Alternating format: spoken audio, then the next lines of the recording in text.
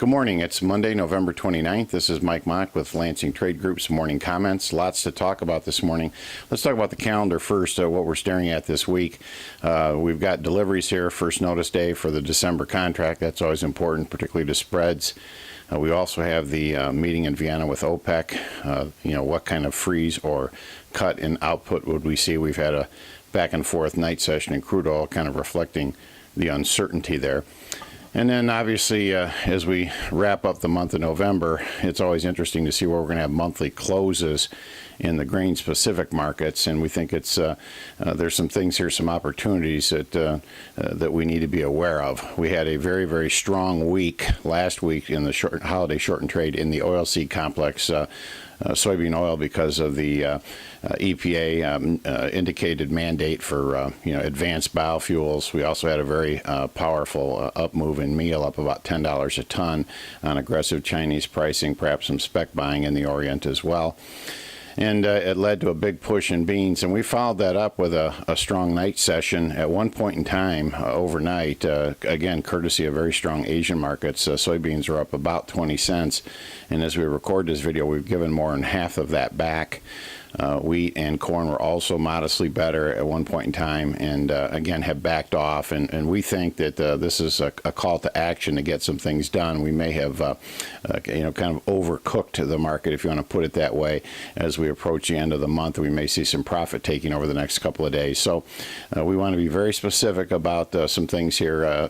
First of all, in terms of a lesson learned here, this is one of the reasons we really like open offers that are in all hours at the market's trading. So last night while you were sleeping, December corn futures traded $3.91, and since then they've backed off about 5 cents. So if anyone would have had an open offer on an HTA at $3.90, for example, it would have filled. Same situation in beans. If we'd had open offers in, they would have filled. And we think that's really the way to operate on all kinds of marketing tools, but particularly HTAs. Have orders in. But even with the market weaker, we're still at the upper end, still what we consider value areas. You remember a week ago we had that conversation about the American farmer having a bullseye on him, and that we had to lock in profitability whenever it was available. And we think today is one of those days. So if you haven't done it already, we want you to take a look at getting something in place in terms of min-max averaging in the new crop beans. We like the $10 floor with the $11 ceiling this morning. If you did earlier a $9.60, $9.80 floor, finance with a $10.60, $10.80 ceiling, that's great. The market's been rallying, pricing you at the higher level, and we would suggest now it's time to get a second set of positions in place, again with that $10, $11. In the case of corn, we've been really unable to get anything done until the suggestion we're to make today at these kinds of levels, which are basically equivalent with where we were last February for our insurance price. We want to establish 380 floors, financed with 420 ceilings.